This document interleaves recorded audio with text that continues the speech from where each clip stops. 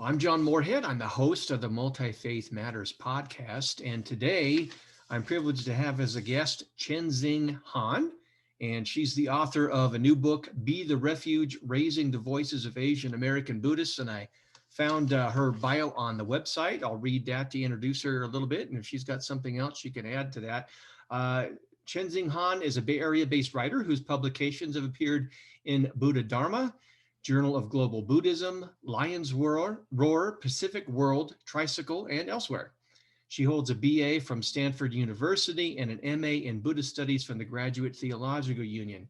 After studying chaplaincy at the Institute of Buddhist Studies in Berkeley, California, she worked in spiritual care at a nearby community hospital in Oakland. And Chenxing, welcome to the program. Thank you so much, John. It's great to be here. Do you have anything else you'd like to add to the bio? Anything else we should know about you? I suppose it might come out in the course of our conversation, so let's just dive in. Okay, we'll go ahead and do that. I like to begin when I have folks on the program just to kind of get their story so we can kind of personalize it a bit. What was your experience of Buddhism growing up? Well, very little, I guess, because I was raised in a non-religious household. So I was born in Shanghai in China and came to the US when I was 4. And like many people of their generation who lived through the Cultural Revolution, my parents are atheist. And I'd say that when I was younger, I think I was always intrigued by questions of spirituality and religion. And really, I think these spiritual journeys of ours, one of my interviewees put it this way, you kind of connect the dots in retrospect. So I often think that they're multi-stranded and there's many different braids that we can follow. So one of the strands was certainly that I took a gap year between high school and college and spent much of that time in Asia and spent some time teaching, volunteering in China, but also traveled through Thailand, Nepal, Tibet. And so I was actually seeing Buddhism practiced there in many different forms. And it sort of roused my curiosity. And then in college, that's when I really came out to the Bay Area. So I lived first, when I was younger in the Pittsburgh, Pennsylvania area and also Washington State, actually, and came out to the Bay really for college, where my parents are now. And it was really here in the Bay, there's so many different types of Buddhism. And I started to explore more, both reading and then actually visiting different communities. And it helped that, there was a Buddhist community at Stanford where I was at. And the person who was, one of the, I guess, president of the community ended up becoming my husband eventually. So he and I have been in partnership together, as Buddhists as well. And he also was not raised Buddhist. So he's, born, raised in the Bay Area and came to Buddhism earlier than me as a teenager. And so there's just all of these different strands. And I often liken my encounter with Buddhism a bit like putting a tea bag in water. And so gradually that water starts to take on the flavor of the tea. And it's hard for me to pinpoint an exact conversion moment, but I would just say the more I explored, the more I got to know more different types of Buddhism and different Buddhist friends, as well as Buddhist scholars. Buddhism just started to kind of permeate my life in different facets. And so I would say that my childhood self or my teenage self would be quite shocked to see where I ended up. Maybe not displeased, but certainly very shocked, to know that I had gone on to do a master's in Buddhist studies and Buddhist chaplaincy.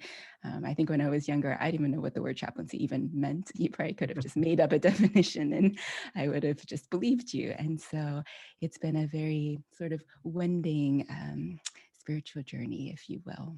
Interesting. It's interesting that you had basically an atheist background. Would you describe that as there's different kinds of atheists, there are different kinds of religious practitioners? What was it kind of, I don't know how to describe it, hard-nosed and militant? Was it kind of passive? And I'm just wondering how your particular understanding and living out of atheism lent itself eventually to adopting a Buddhist pathway. I think that I grew up with kind of a suspicion of religion Okay. and kind of seeing them as maybe cults. And I think, again, going back to the Cultural Revolution, the kind of, I think my parents, the way they saw the cult of Mao rise and the kind of effects of that in China kind of implanted itself in me. And so I think that played out as a lot of prejudice actually on my part. So against sort of all religions in general. And I think it was only as I got in college and a bit older, I realized like that was actually a very narrow-minded way of perceiving other people, whether they're Christian or Muslim or Buddhist or, really of any faith. I often, in the book, I write a little bit about my time in South Africa. I studied there in my junior year of college, and I was actually doing interviews, so I wasn't studying religion at the time, and I was in an interdisciplinary major. So I was interviewing people at different nonprofits, actually about cell phones. So really nothing to do with religion. But most of the people I talked to were actually Christian. And something that really struck me was the way that their faith grounded their social justice work. And for me personally, Christianity has just never really resonated. I know it's the dominant religion in this country. I've had various exposures to it. It's almost impossible not to, going to public schools in America, or I think I went to a Christian summer camp very briefly at one point because my parents just needed to find childcare. And so, I think that people have different affinities, is how I would put it, for different religions. And I think it was once I started discovering Buddhism, I hear many people say this, they feel a sense of coming home. And I think some people might feel precisely that way for Christianity or, other religions as well.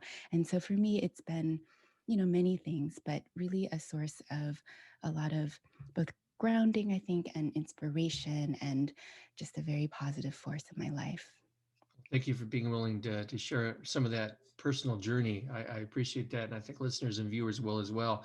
You're going to bring an interesting perspective that you write about in your book. Previously, I've had George Draffin on, who heads up the Northwest Dharma Association in the Pacific Northwest. And I'm sure his experience is different than yours. And I'm looking forward to how those two might complement each other. What experiences and concerns did you have about American Buddhism, or maybe even beyond American Buddhism, that led you to write the book? Yeah, so here I was in college, and I was going to, for example, some predominantly white convert Buddhist centers. That's, I guess, how we would describe them, meditation centers. And I kind of felt like I stuck out because I wasn't a baby boomer, right? Here I am in my 20s. And then also, I stuck out because I wasn't white. And at that time, about 15 years ago, a lot of these centers were predominantly white. And so it just kind of raised this question for me, like, oh, like, where are the other Asian American Buddhists or the people of color Buddhists more broadly? And then I would also spend time at what we might call immigrant temples, temples where people were predominantly Vietnamese or Cambodian or Chinese, and often the predominant language was not English. And so my partner and I would go, and he's this tall white guy, and I'm a visibly Asian person. And there I would see, so I wouldn't at least stand out racially. There, my partner really stood out more. But I did also notice, like, oh, there weren't a lot of other young adults. Maybe you'd see like grandmas mostly, and then also like grandkids, and sometimes like aunties and moms, but not so many young adults. So again, I came up with this question of just, where are all the young adult Asian American Buddhists? So I say sometimes that this book came from a place of some loneliness and confusion, but also very much curiosity. And so I decided by that point, through a kind of wending set of circumstances, I'd landed in basically an MDiv equivalent program in Buddhist studies and Buddhist chaplaincy at the Graduate Theological Union and Institute of Buddhist Studies in Berkeley. And I needed a thesis topic. So I thought, okay, maybe I'll just try to interview some people who loosely identify as, let's say, young adult, 20s and 30s roughly maybe, and loosely identify as Buddhist. Like, it didn't matter to me so much that they'd be like card carrying Buddhists, just if they had some kind of affinity or connection to Buddhism. And then people who were of partial or full Asian heritage. So you can tell I set these parameters kind of loosely because I wasn't so much interested in like militantly defining what an Asian American Buddhist was. I wanted to explore this category because it hadn't been used very much. I hear about Asian American Christians and especially Asian American evangelical Christians as a kind of community, and there's something coherent about that, and there's a lot of books about that. But Asian American Buddhists as a pan-ethnic and pan-sectarian category, there wasn't as much written about that. And someone I'm deeply grateful for writing about this topic was actually someone named Erin Lee, who wrote this blog called The Angry Asian Buddhist. And so that title itself would just get people to just sit up because it's such a, it so defies our stereotype of what Asian Americans are, but also what Buddhists are. Angry. No, you can't be that. And he was one of the, I don't know, I want to say he was one of the first millennials to be really writing about Asian American Buddhists. And his point was, okay, we know from the Pew Forum, from this 2012 study, that Buddhists are very much a minority in this country, maybe only about 1%. But of those, 2/3 are of Asian heritage. So the majority of Buddhists are of Asian heritage. But then when you look at these more mainstream Buddhist magazines, the face of Buddhism in America is often white converts. And so for me, there was also that dissonance was also part of the picture, kind of knowing there are these statistics, but feeling like the voices that speak for American Buddhism in scholarship and in the popular media are often, frankly, white and older and often male as well. And so for someone like myself, Asian American, as a layperson, as a woman, it also felt important just to try to understand, so what else is out there in this landscape, these voices that are not as visible, these voices that I think in many ways are doubly marginalized by virtue of both their race and also their religion. And so that's how I embarked on the interviews that eventually many years later led into this book coming into being. Now, when you read that book, did that give you a sense of anger too, or if not, at least a sense of frustration? What were some of the feelings that were associated with it? Oh, yeah. So to be clear, it's a blog called The Angry Asian Okay, okay. Buddhist that he wrote for many years. And I think the first time I read it, I actually felt a sense of relief that Hmm. someone was talking about these issues, because really what he was talking about was the issues of race and representation in American Buddhism. And I'd actually encountered this in especially some convert meditation centers. There was kind of this feeling like, oh, race, like that's not really something we should talk about here. That's a very divisive topic, or that's inflammatory. That's not really Buddhist. Like you're bringing in cultural or racial baggage. So hearing that kind of rhetoric and was, well, confusing, I think, and uncomfortable, because I think there's also Buddhist teachings about wanting to alleviate people's suffering. And I think, as has become very evident, if it wasn't already clear to people, race can be or the I should say the ways people are racialized can be a source of suffering for people. And so to ignore that or sweep it under the rug or say, oh, we're all the same, it doesn't matter what color our skin is, I think that actually avoid some hard but necessary truths that we need to dig into. So for me, there was a sense of, oh my goodness, there's a person finally out there talking about these issues. And it took a lot of courage. He wrote under a pseudonym because he would get hate mail. He would get hate mail from white supremacists. He would get hate mail even just from, yeah, and if not hate mail, like quite a lot of flack, people who would say, oh, you're not a real Buddhist. How can you bring up these issues? And in some ways, I think because I saw that he was getting, these sorts of responses, I felt actually this is an important topic. Often when there's this kind of pushback, we actually know we've touched a nerve and that there's more there. I will admit that I also felt a little bit nervous wading into this space. I didn't ever really intend to write about race and religion in this way. It really came from, again, quite a personal place of really just wanting to connect with other people and asking them, what was your story like? And maybe finding points of resonance in our story as well as points of difference, and just trying to see how we might build a sense of friendship or solidarity or kinship together. And I should add that the Angry Asian Buddhist blog, I think, did those things as well. There were many people, not just people who are of Asian heritage, Buddhists of different racial backgrounds who said, yes, I'm so glad this voice exists, because he is pointing out some dynamics that are difficult and uncomfortable in our communities. Hmm. I know, having worked on my master's degree many more years ago than you worked on yours, that it's a very intentional process that you have to go through. What kind of research process did you go through to find the voices that you have in your book? Yeah, there was a lot of figuring out the parameters of who I wanted to interview, the IRB, the kind of ethics board approval, all of that, coming up with the interview questions. And I have the interview questions in the back of the book, and people will see that it was a very long set of questions because I felt quite greedy, not a Buddhist virtue, but I was very greedy to learn more about people, because I figured, okay, if I can get these people to talk with me, I just want to learn more about their Buddhist background and what their practice is like, and what are their thoughts on some of these issues of representation in American Buddhism? I think there were like 7 sections to the interview. And I thought I'd get a handful of people, but I ended up having maybe, I think it was 26 people in person. I mostly interviewed them in the Bay Area, 22 in the Bay Area, 4 in Southern California, and then actually an additional 63 people by email, because I couldn't meet all of these people in person. They weren't all in the Bay Area. I didn't have this kind of funding. And so the email interviews actually happened after I'd written my master's thesis, and wading through these, 26 in-person interviews, I transcribing all of them. I got carpal tunnel in the process because there was so much material. These interviews lasted between 1.5 and 5.5 hours long. People had a lot to say. And I again felt like, oh, I've really, this is just the tip of the iceberg. And I kind of felt, well, if this all just ends up in a master's thesis that frankly no one is ever going to read, it seemed a bit like a pity. And I also felt kind of just what's the word? Maybe a responsibility to the people I interviewed. And also, I think just a sense of friendship of like, if you meet friends and they tell you these, entrust you with stories and say, I would like to meet more Asian American Buddhists, or I would like people to see the complexity and diversity of our experiences, I kind of felt that was a gift to me. And so it felt important to give a gift back to these people, to this community, to show these voices in a way that did as much justice to them as possible, wove them together.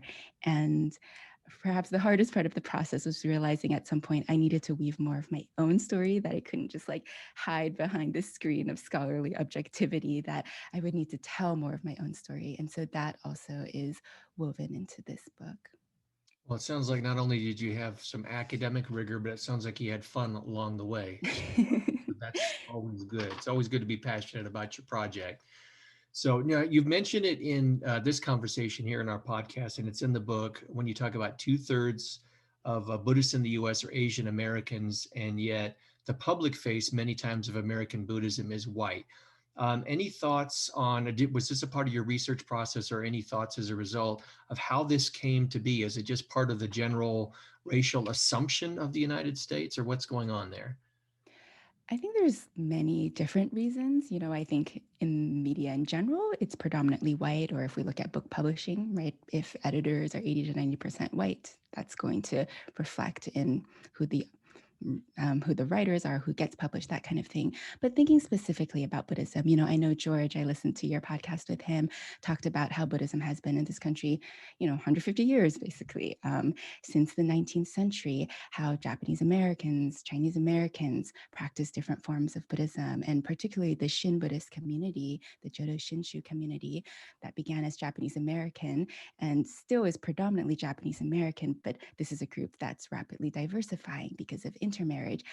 I think of that as a very early form, one of our earliest forms of American Buddhism, one of our oldest forms. And if we say they're not American Buddhism, I would challenge that. I mean, are we making an assumption that American only means white, right? They've been Buddhists in this generation 4, 5, 6 generations now. So I call them multi-generation American Buddhists. And I think for myriad reasons, historical, that this is a group that was interned, that was incarcerated during World War II. I mean, literally erased from the landscape of many neighborhoods, I think, and one can imagine the trauma that occurs after that and the kind of messages it sends to people who are, again, racial and religious minorities. So I think there's these historical pieces, I think, that more and more people are looking into, and I'm so grateful that research is coming out more. Duncan Ryukin Williams' book American Sutra is a phenomenal read that really looks at the history of Buddhists, Japanese American Buddhists during the World War II era, and I highly recommend it. So I think we can tease out these reasons of, frankly, racism and xenophobia and ostracization. And it's not just because they were I think what Duncan does a great job of in his book is reminding us the first people to be arrested were Buddhist priests, not the Christian ministers who were Japanese Americans, but the Buddhist priests. So they were seen as even more of a threat because of their kind of foreign or heathen religion. So I think that's a part of it. And I think that, I notice sometimes tropes, if we think about post-1965, the large waves of immigration from various Asian countries, and some of these places are predominantly Buddhist, so like Thailand, Cambodia, Laos. There are many Buddhists in Vietnam, for example, or Taiwan who've come over. If we look at these communities, I think sometimes there's a sense like, oh, they're just in ethnic enclaves, or, it's not very diverse, or they're kind of like superstitious immigrants. They're just like bowing at these statues or altars. So there's kind of this like dismissive language, what I'd call this like superstitious immigrant trope. So that's not particularly sexy. And I think that, media wants to see what's trending and, what's interesting. And I think in the 1960s and 70s, the Beat generation, Zen Buddhism, Tibetan Buddhists coming over, I think there's this narrative of this kind of white convert and who maybe learns from an Asian master, but maybe they improve this form of meditation. They bring it into the 21st century. I mean, I'm saying all this, right? Like a little bit tongue in cheek or with air quotes, but these are all things I've read. These are all rhetorics I've read.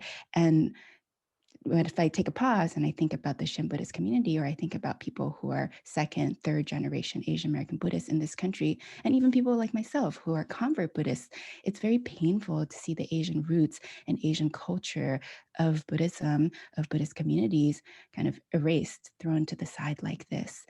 So it's there's, I think there are many, many reasons, probably more than we can get into in the span of our conversation, more than I myself can fully see.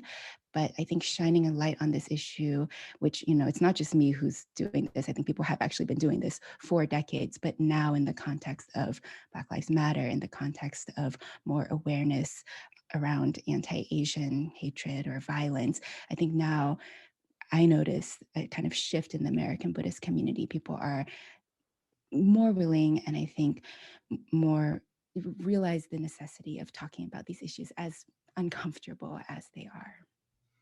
I don't know if you've given any thought to this, but just as I hear you speak, it makes sense that most religious communities are just kind of worried about their own community, getting through their day-to-day lives, and drawing upon their tradition to help them to be better people and relate to each other. But do you have any sense whether the demographic that you did research in, maybe younger Asian Buddhists, have more of an interest in reaching out across religious lines than maybe previous generations have? Any thoughts on that multi-faith or interfaith angle?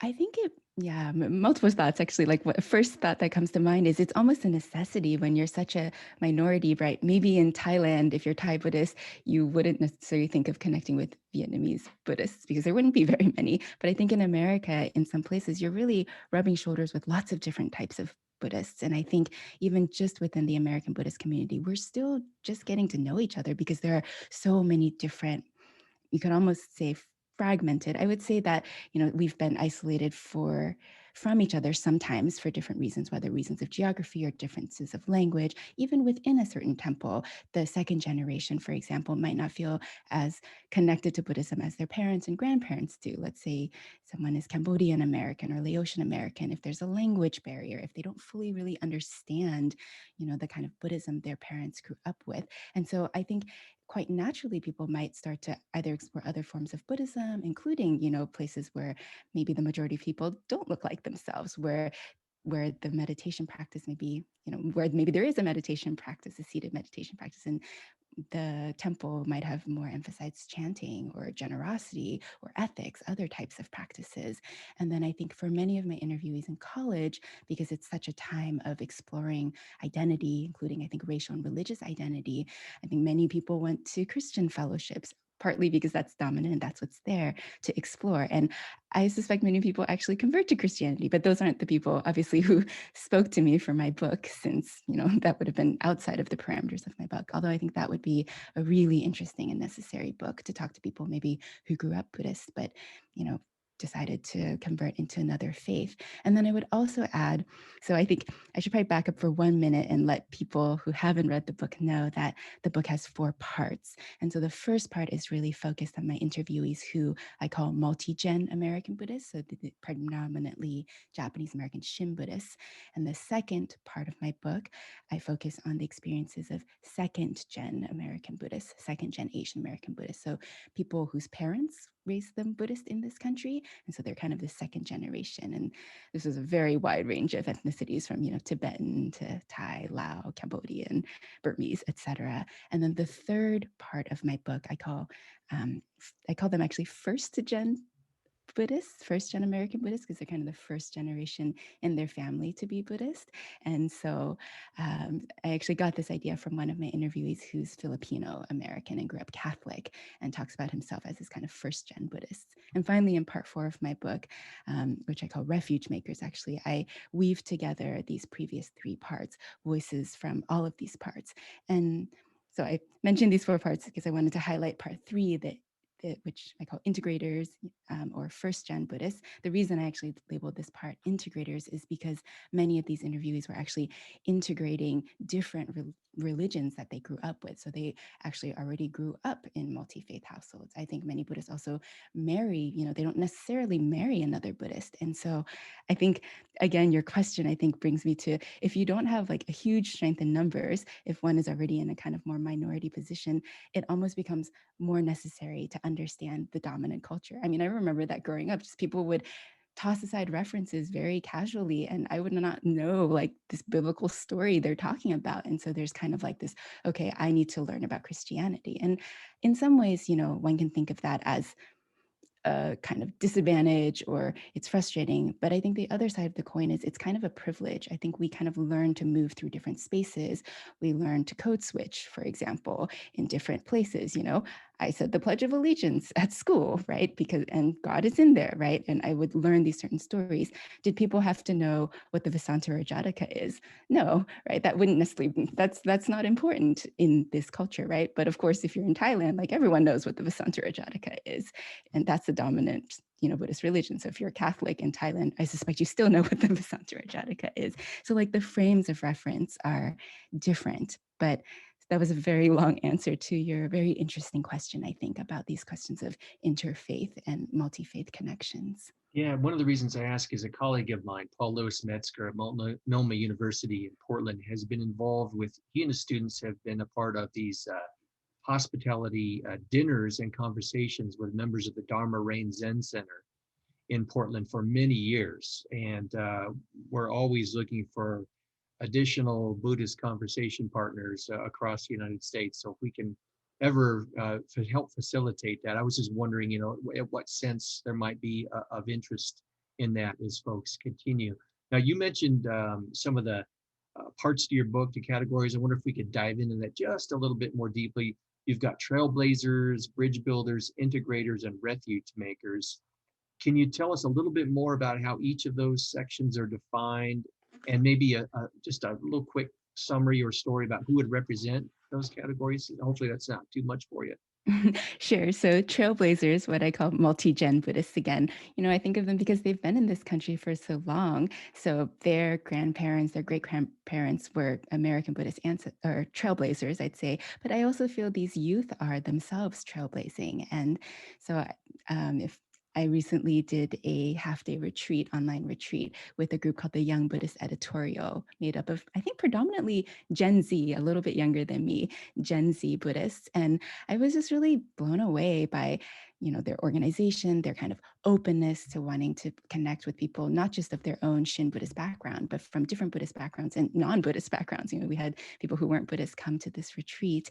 And yeah, I see them taking their Buddhism and connecting it to issues of social justice or environmental justice, these issues that feel very pressing for the times and in this day. And so I think of them as trailblazers who are deeply respectful of their elders, and also forging a new path. And then part two, bridge builders, is focused on, as I said, the second gen Buddhists. So this is a really very ethnically diverse group of interviewees. And each of the parts actually has 3 chapters. So there's a kind of arc in each of these parts. And the arc of this one, chapter 4 is called gaps. Chapter 5 is called reclamation. Chapter 6 is called compassion.